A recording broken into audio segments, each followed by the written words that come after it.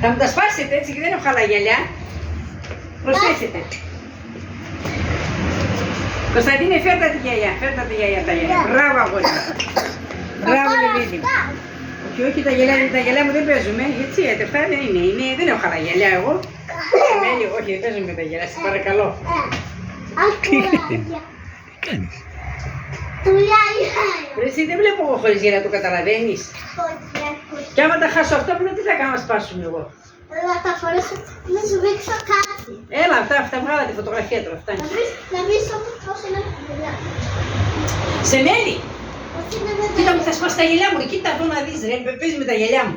Με τα γυαλιά δεν παίζουν αγάπη μου. Θα το δεις πώς του πάει το γυαλί.